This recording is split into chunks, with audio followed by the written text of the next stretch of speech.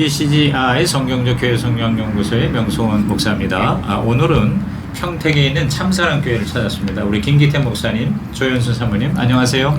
안녕하세요. 네, 반갑습니다. 아우, 교회가 너무너무 아름다워요.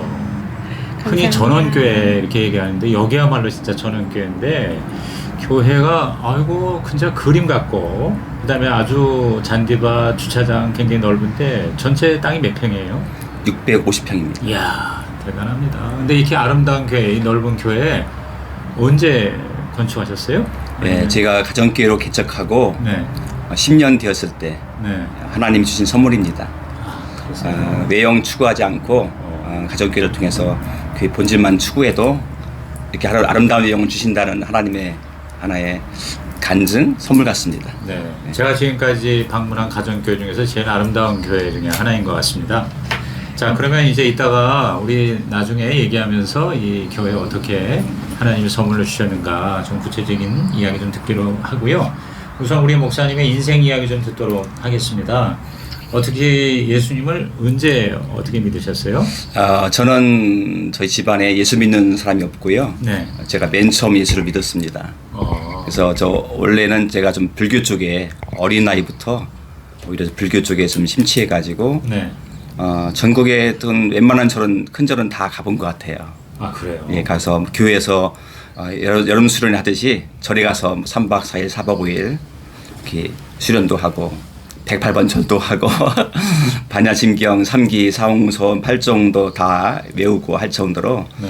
또 한때는 승려가 되겠다 하고 결심을 했던 적도 있습니다. 아이고야, 승려가 되겠다고까지 심취했던 분이 이제 이렇게 예. 목사님이 되셨는데, 그럼 예수 믿게 되신 거는 어떻게?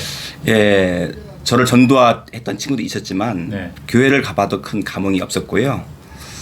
좀 신비스러운 이야기이긴 한데 제가 20살 때 네. 그 당시에는 교회 종탑에 그 차인벨이 올렸습니다. 옛날에는 딴딴딴딴딴딴 그 차인벨이 올렸는데 그 차인벨이 뭐 예배 전에 항상 울렸던 차인벨인데 갑자기 그 차인벨이 울릴 때마다 가슴이 막 말할 수 없는 어떤 그런 뭉클함이 있는 거예요. 네. 그래서 이게 뭐지 하는데 그 다음에 또 예배 시간 전에 차인벨이 울리면 가슴이 막 어떻게 감당할 수가 없는 거예요. 그래서 그 당시에 하나님을 몰랐으니까 마치 그때 2층에 교회가 개척교회가 보였는데 네. 이거 하나님 부르시는 것 같은 느낌. 그래서 2층에 올라가 가지고 교회를 이렇게 기웃거리고 들어갈 용기는 없고 그러고 또 나 내려왔는데 그 다음에 또 차인벨이 또 울리면은 또 가슴이 막 주체할 수가 없는 거예요. 그래서 교회당을 몇 번 이렇게 올라갔다 내려왔다 하다가 이제 개척교회를 다닌 게 저의 처음 신앙입니다. 그때가 20살. 예. 야, 차인벨 소리를 듣고 어떤 그 하나님의 인도하심을 그렇게 따라가는 거 보니까 이 교회 종소리나 또 그런 차인벨 그것도 예. 그 어떤 기능이나 효과가 있긴 있네요. 네. 저에게는 그렇습니다. 그러면 그때 이후로 이제 예수 믿으시고 주의종이 되겠다고 부르심을 받을 때는 언제? 그 교회 나가서 예수님을 영접을 했는데 네. 영접을 하고 밖에 나왔는데 세상이 달라 보이는 겁니다. 바깥에 있는 꽃하고 저하고 대화를 할 수 있을 것 같은 느낌.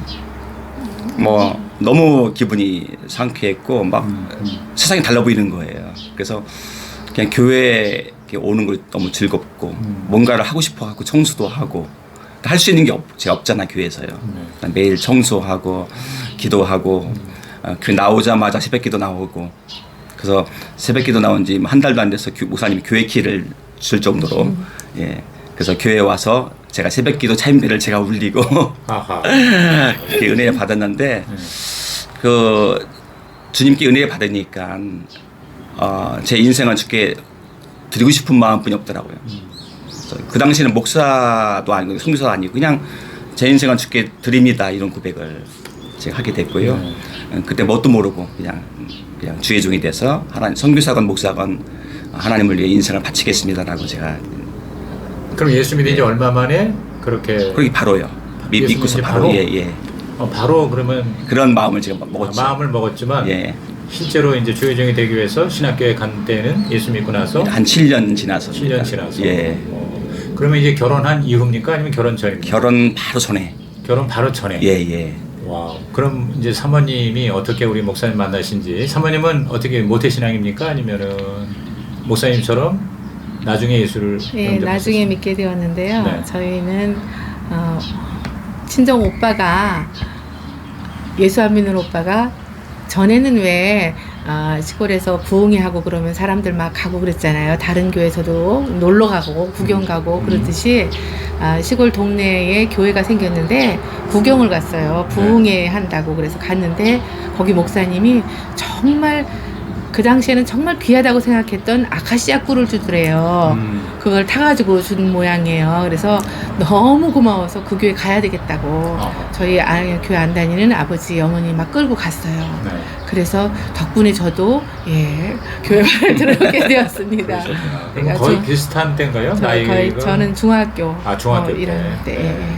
그러면 이제 우리 목사님하고 언제 어떻게 만나셨나요? 지금 아까 목사님 말씀은 신학교 가기 직전에 결혼 직전에 신학을 하신다고 그랬나? 예예. 그렇게 되시면은 그때 연애할 때. 연애할 때 예예. 사모님 어떠셨어요? 어떻게 만나셔서 그리고 목사 사모가 처음부터 되기를 원하신 건 아니셨을 것 같은데. 네, 교회를 가보니 우리 친정 어머니께서 네. 좀 한량이셨던 아버지에 비해서 네. 그 사모님이 마음이 편하실 것 같은 거예요. 남편에 대한 것은. 그래서 이 딸은 목사님 사모되게 해달라고 만나서 그렇게 기도를 하셨어요. 근데 가만히 보니까 사모가 힘들거든요. 온 전교인이 시어머니 같고 전교인한테 너무 눈치 보는 것 같고 하나님 취소할게요. 그랬는데 취소가 안 됐어요. 저는 이제 취소된 줄 알고 그때 한참 이제 뭐 돈 벌겠다고 왔다 갔다 하고 그런 이제 청년을 만났어요. 근데 신학한다고 그래서 제가 어머니의 기도가 떠오르고 그게 내가 가야 할 길이라면 이게 뭐 그때 가지 않으면 나이 50이 돼서도 남편이 변화될 수 있겠다.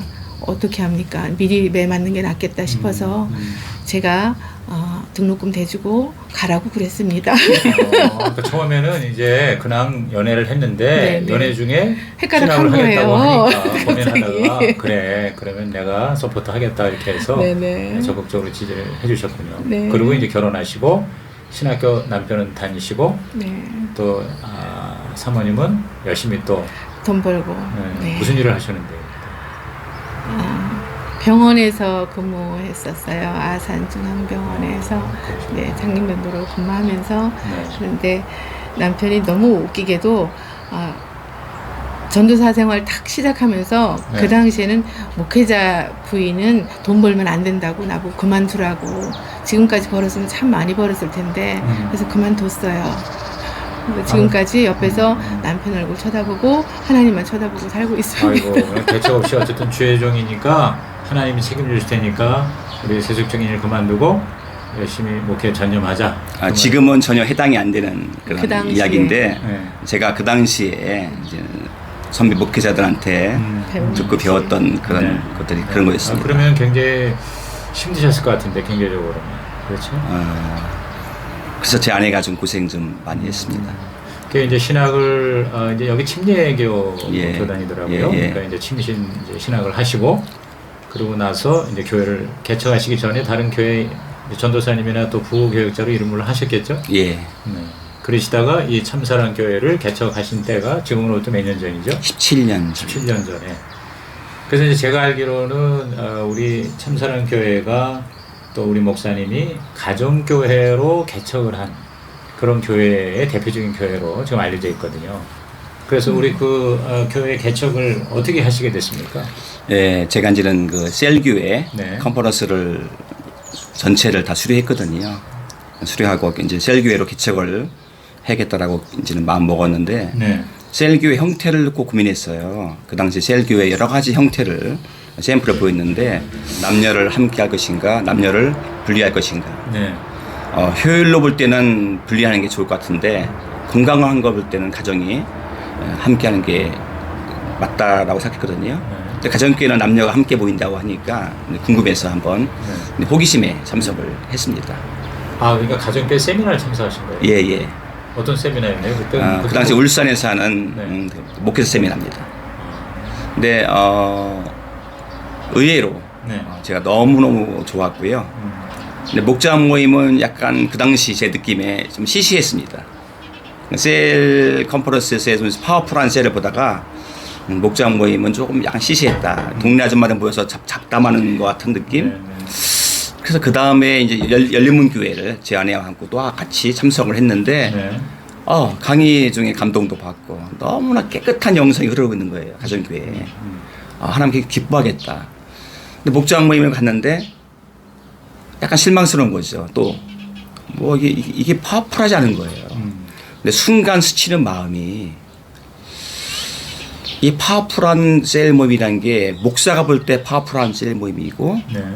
비신자가 볼 때는 광신자 모임인 것 같아요. 그럴 수 있죠. 근데 목사가 볼 때 이 엉성해 보이는 이 모임이 비신자가 볼 때는 편안한 모임인 거예요. 그렇죠. 그러면 비신자를 전도해서 영혼 구원하는 교회를 세우려면은 가정교회 목장이 맞는 거더라고요. 네. 제가 그거를 발견했습니다. 네. 그래서 가정교회에 대한 이제 확신을 가지고 이 참사랑 교회를 이제 개척을 언제 어떻게 시작을 하셨나요? 그래서 7년 가정교회 전이라고 그러셨는데. 예, 그래서 가정교회를 결심하게 된 동기가 네. 하나님이 기뻐하시는 목회를 할 수 있겠다는 어떤 그런 가정교회 안에 있는 어떤 깨끗한 영성이 있었고요. 그다음 교회 존재 목적인 영혼권에서 제자를 세우는 그 일에 집중할 수 있겠다는 거고, 또 하나 중요한 게 행복한 목회를 할 수 있을 것 같다. 그다음에 우리 교인들한테 행복한 신앙생활을 하게 할 수 있을 것 같다 하는 그런 마음이 들었기 때문에 가정교회로 하기로 제가 결심을 했습니다. 그래서 어떻게 시작하셨어요? 집에서부터 물론 시작을 하세요. 그 당시 제가 이제는 만약에 건물을 안 얻었으면은 가정에서 했을 것입니다. 근데 제가 개척을 하려고 막 그때 건물을 그때 전세로 하나 얻어놓은 게 있기 때문에 얻어놨기 때문에 하는 수 없이 가정에서 이제 개척을 교회에서 개척한 것이죠. 교회 건물을 예. 확보를 하셨어요? 예. 그래서 그때 이제 가정교회는 그 원칙이 우선 영혼권이니까 예. 수평 이동이 아니라 예. 믿지 않은 사람을 예. 전도해서 예. 이제 키우는 거잖아요. 예. 그러면 그거 원칙을 처음부터 철저히 지키셨나 봐요. 그럼요. 그거는 뭐 저의 어떤 확고부동한 어떤 뭐 타협하지 않은 것입니다. 그것이 지금 생각하니까 100% 다른 건 아니에요. 그런데 비신자들을 통한 전도를 하겠다, 그런 개척을 하겠다라고 처음부터 마음을 먹었기 때문에 뭐 수평이동에 대한 염두를 아예 안 뒀죠. 그러니까 뭐 좀 지금 생각하니까 좀 이렇게 좀 미련스러울 정도로 제가 좀 그러면 첫 신자를 어떻게 전도를 해서? 예. 그러니까 처음에 개척 멤버가 몇 명 있었죠. 가족하고 이제 그 당시에 전도했던 분들 있었는데 네. 개척을 해서 1년 6개월 동안에 한 명도 안 왔습니다. 사실은요. 그래서 목장 모임을 처음 할 때는 너무 흥분됐죠, 제가. 네. 너무 흥분되고 뭐 기쁘고 막 하나님 기뻐하는 목회한다는 것 때문에 했는데 막상 열매는 없고 왔다 갔다 한 분들이 한두 명 있었지만도 또 교회 정착까지는 되지 않았습니다. 그래서 굉장히 어려움을 겪었는데 신기하게도 가정교회가 안 될 거다라는 생각을 한 적이 없어요. 어떤 면에서 그런 생각을 하게 됐어요? 일단 제가 가정교회에 대한 확신 때문인 것 같아요. 네. 하나님 기뻐하시는 목회고 반드시 된다, 이런 마음이 있었기 때문에 한 영혼 나눴어도 진짜 0.01%도 제 마음에 흔들림이 없었습니다. 네, 그 당시에 오히려 설교 중에는 이제는 비신자들을 전도하는 교회를 우리는 할 것이고 기존 교인들이 수평이동을 우리는 받지 않는다라고 했기 때문에 네. 주부에다가 뭐 구태여 비신자를 기존 교인 안 받겠다라는 말을 쓸 필요가 없었고요. 네. 또 쓸 필요가 없는 게 저희 교회보다 더 작은 교회가 없잖아요. 근데 그 당시에 이제는 1년 6개월 되었을 때 주부에 썼습니다. 썼는데 작은 교회가 아니라 더 약한 교회 가서 섬기라고 썼거든요. 그런 일이 있은 다음에 신기할 정도로 그때부터 성탄절부터 그 다음 부활절까지 16주 연속 네. 매주 1명에서 4명의 비신자를 포함한 영혼들이 방문한 거예요. 와우. 근데 총동원주의 한 것도 없고 아무것도 한 거 없거든요. 네. 그냥 평상시처럼 예배했고 1년에 한두 명도 지나가다 들어오는 분도 없는 그런 교회에서 갑자기 물론 다 등록한 건 아니지만 비신자들이 이 한 명에서 네 명이서 16주 연속 온 거 보면서 하나님 사인이다. 반드시 하나님께서 영혼 구원하는 이런 교회를 축복한다는 마음을 먹었습니다. 그럼 1년 6개월 동안 몇 명이서 1년 6개월 동안 한 10명 정도? 10명 정도. 예. 그러니까 10명이 한 목장이었고 예. 거기에 그대로 또 교회 주일 예배였고. 예. 그렇게 1년 6개월 동안 18개월 동안 예. 한 명도 전도가 안 되는데 예. 1년 6개월이 지나자 연속 매주 예, 주보에다가 제가 오히려 이렇게 기신자를 안 받는다는 말을 문구를 쓴 그 다음부터 신기할 정도로. 보내주셨어요. 예. 대부분 오신 분들이 그런 기존 신자가 아니고 기존교인도 신자도 있었지만 포함되어 비신자가 한 명 이상 포함해서 네. 그게 신기한 거죠. 그래서 그 이후로 해가지고 이제 성도들이 이렇게 계속 부흥이 됐겠네요. 예, 맞습니다. 사모님은 어땠어요? 우리 목사님께서 가정교회로 개척을 하신다고 했을 때 똑같은 확신을 가지고 시작하셨나요? 왜냐하면 굉장히 그것도 사모로서도 쉬운 일은 아니었잖아요. 맞아요. 네. 근데 목사님은 항상 같이 보는 거를 좋아하세요. 그리고 사모를 데리고 다니는 거 제가 좀 뚱뚱하고 못생겼지만 항상 이렇게 데리고 다니는 걸 좋아하시는데 네.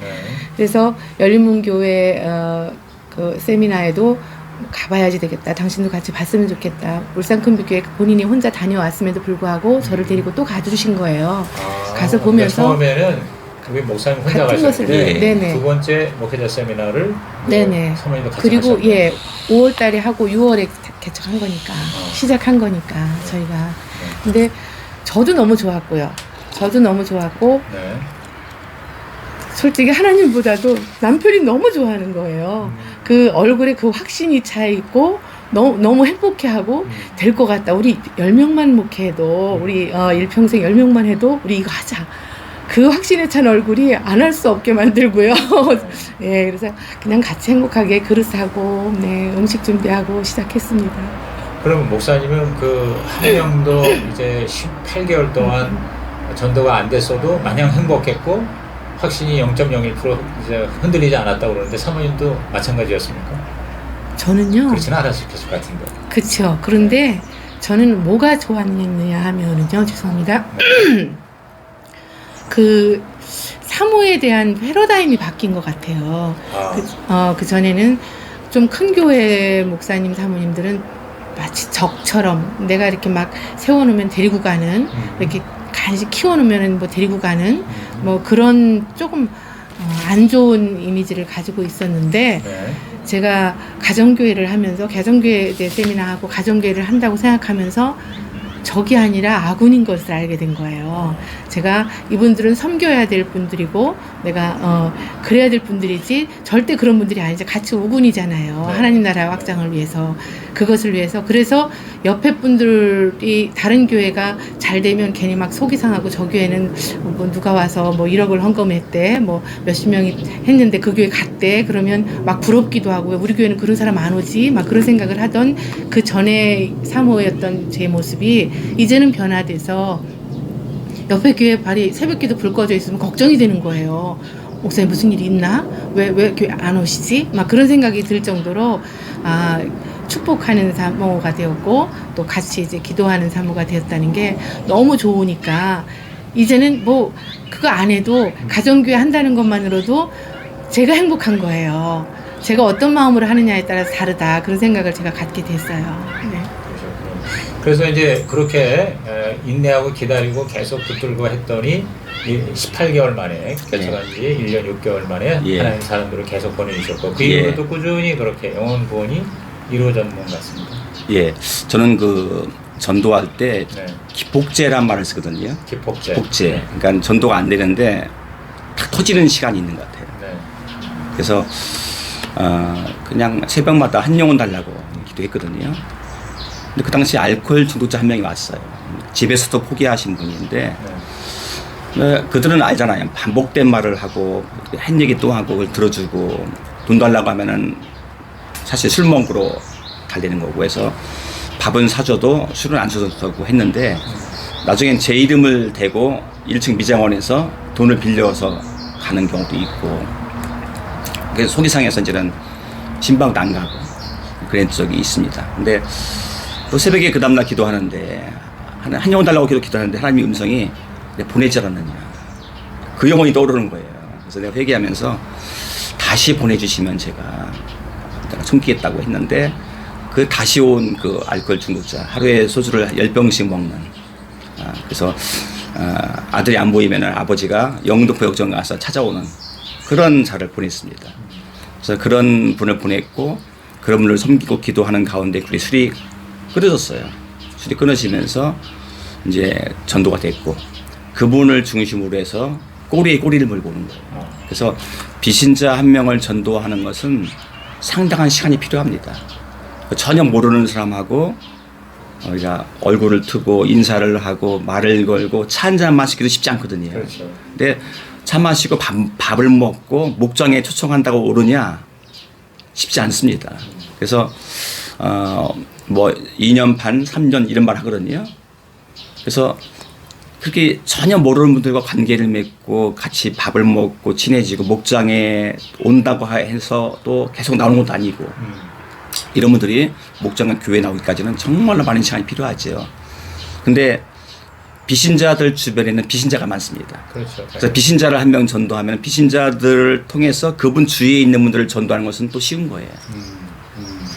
그러니까 기존 신자가 비신자를 전도하기는 정말 힘들지만 일단 비신자가 확실하게 예수 믿고 변화되면 그 비신자를 통해서 그러니까 쉽게 말해서 갓 태어난 새 신자를 통해서 예. 전도의 가능성이 사실 무궁무진하죠. 예, 사실 관계 아닙니까? 관계를 형성하기까지가 시간이 필요한데 이 비신자들이 변화됐을 때 이분 주위에 관계가 형성되어 있는 분들이니까 이분이 전도하는 건 너무 쉬운 거예요.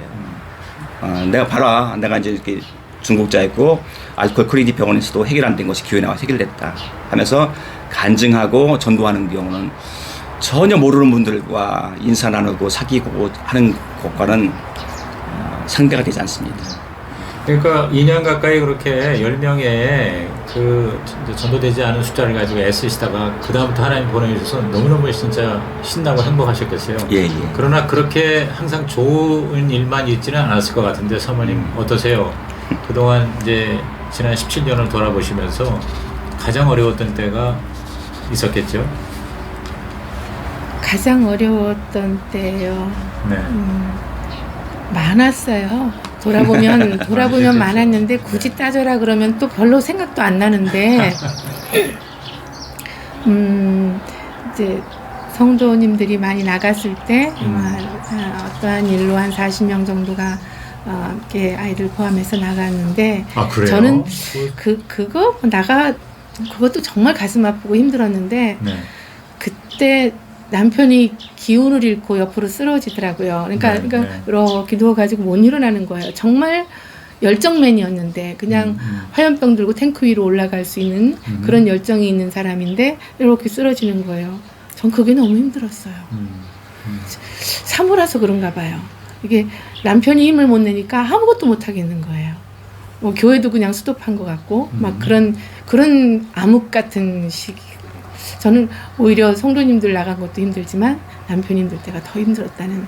물론 이제 뭐 어려우니까 뭐 물줄도 없고 뭐 여러 가지 상황도 있죠. 그래서 그때가 제일 힘들었었던 것 같아요. 그게 언제쯤이었었어요? 40명 정도가 나왔으면 굉장히 큰 사실은 파도를 맞은 건데. 한 번에는 아니고요. 한 1년, 1년 정도 사이에. 기간 동안에 이제는 그때 이제 교회가 어려우니까 분위기도 다운되고 막 그럴 때 이제는 그 개척한 지 몇 년 후에 그런 일이 생겼어요. 그 전까지는 꾸준히 조금씩 계속 어려운 일이 있었지만. 예, 중간에 또 있었지만 그래도 이제 가장 많이 그렇게 큰 타격을 입은 게 여기 건축하고 여기 와서니까요. 이 교회 한 12년 정도, 예, 11년, 12년. 예. 아하, 그러니까 교회 새로 이렇게 건축해서 이사 온 지 한 1년 후에 일어난 일인가 봐요. 예. 그게 뭐 건축과 관련된 일이었는가요? 그건 아니에요. 건축하고는 전혀 관계없고요. 건축은 다 100% 동의하고 찬성해서 기쁨으로 왔고요. 네. 뭐 원인을 구태여 말한다면은 뭐 저희 부족함이 가장 부족한 목사가 부족한 목회 하니까 저의 부족함 때문에 가장 큰 원인 같고요. 또 두 번째 볼 때는 뭐 또 하나님 기뻐하는 교회를 세우려고 하는 그런 우리 몸부림 가운데 원수의 방해가 또 저항이 있지 않겠는가 생각하곤 합니다. 그래서 또 우리 교회가 또 가정교회로 첫 번째 개척한 교회니까 나름대로의 사명이 있지 않습니까? 그래서 이런 사명 있는 교회, 또 저희 교회를 바라보고 오는 교회들이 있는데, 그래서 그런 것들에 대한 어떤 마귀의 영적 방해가 아닌가 생각합니다. 그래서 우리 약한 부분들을 건들면서 돌아보면 아무것도 아닌 이야기이고, 지금 만나서 뭐 제 앞에 팔짱도 끼고 하거든요, 그분들이. 그런데 이제 그 당시에는 사실 별것도 아닌 건데 그렇게 커지게 되고 오해를 주고 했던 것 같습니다. 그 사건을 이제 돌아보시면서 배운 그 가장 큰 교훈은 뭐라고 생각하시나요?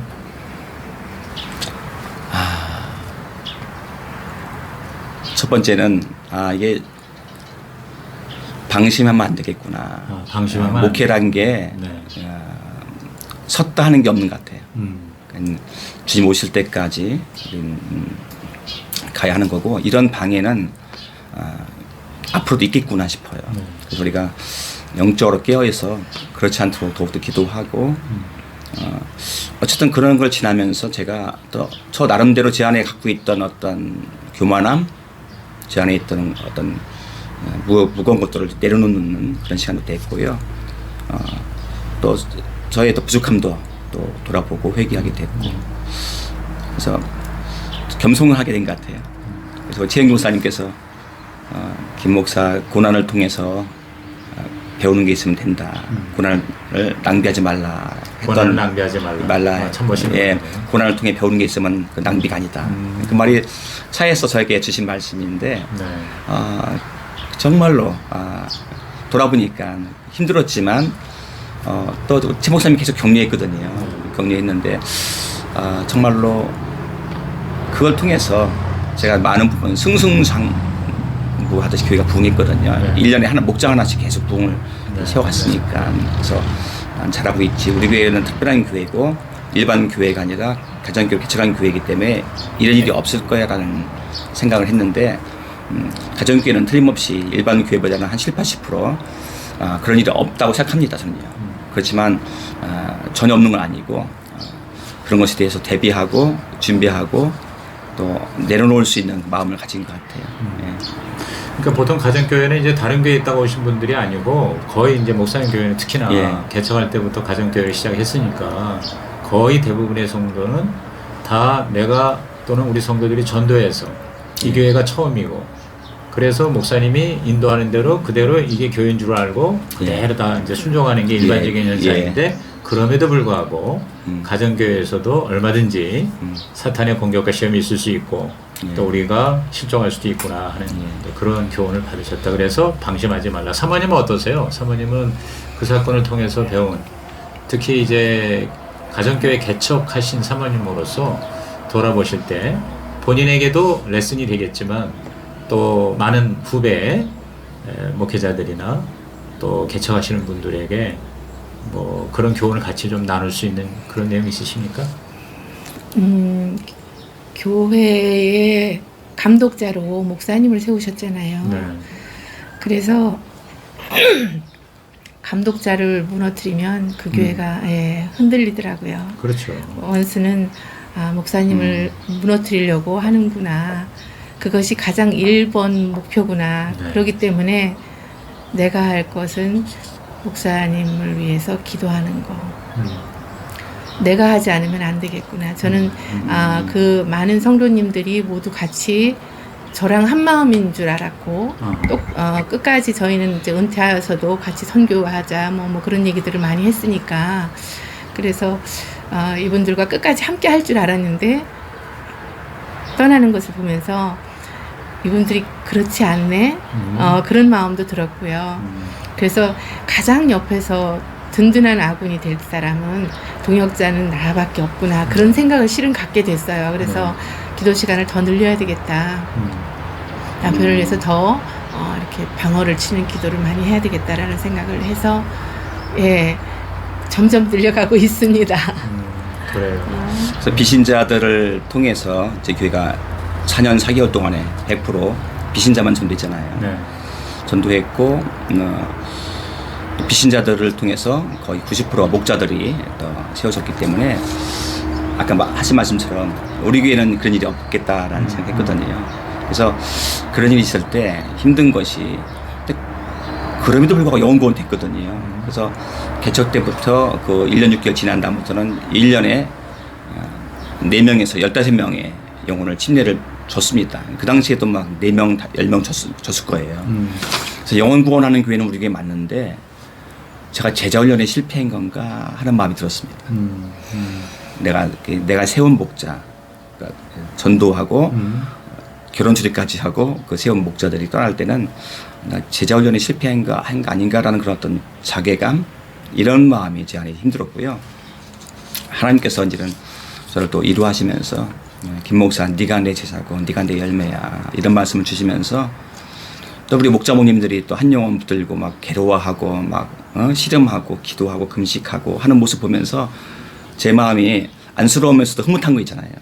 내 제자 하듯이 주님이 그런 모습으로 저를 보지 않을까 하는 모습 속에서 제가 힘을 얻고 다시 또 목회를 또 열심히 하게 됐습니다. 네, 저는 아까 사모님 말씀을 통해서 정말 믿을 자는 하나님밖에 안 계시고 사람은 역시 사람이구나 하는 그런 거. 그 다음에 끝까지 사실 교회의 제일 중요한 존재는 담임 목사죠. 그렇기 때문에 사탄이 넘버원 타켓으로 제일 공격 목표로 담임 목사를 향해서 항상 미사일을 그쪽으로 향한다. 저는 제 은사인 피터 하그라 박사가 그걸 굉장히 강조했거든요. 그래서 그 사역자, 특히 담임 목사를 위한 방패 기도가 굉장히 중요하다. 근데 지금 사모님 말씀 들어보니까 딱 거기에 부합되는 말씀을 제가 들었고 또 우리 김 목사님 통해서 아까 우리 최 목사님이 전해주셨다고 하는 고난을 낭비하지 말라. 그러니까 고난조차도 우리에게는 결코 낭비가 아니다. 유익이 될 수 있습니다. 예, 유익이 된다는 거. 그리고 또 결국은 내가 내 사람을 키운다고 하지만 결국은 그건 하나님의 사실은 제자잖아요. 예수님의 제자고. 예, 그렇기 때문에 예수님께서 붙잡아 주지 않으면 내가 아무리 내가 키운 양이라도 내 손아귀에 계속 있을 수는 없구나 하는 그런 걸 저도 이제 옆에서 같이 동역자로서 느끼게 되네요. 예. 하여튼 일단 이제 여기서 1편을 마감하고 이제 다음 편에서 저는 사실 우리 참사랑교회 와서 우리 김 목사님 네 분을 인터뷰할 때 가장 그 중요한 주제가 바로 가정교회로서의 개척이거든요. 그래서 좀 그쪽에 대해서 우리 2편에서 한번 다시 나누도록 하겠습니다. 사실 좀 주의가 소란하긴 하지만 구태여 이렇게 야외에 사는 게 너무 진짜 교회가 아름답고 전원교회고 새소리도 나고 고양이 새끼도 왔다 갔다 하고 너무너무 좋아서 좀 약간 잡음이 나도 여기 제가 고집을 했는데 오늘 첫 번째 시간 너무너무 즐거웠습니다. 감사합니다. 고맙습니다.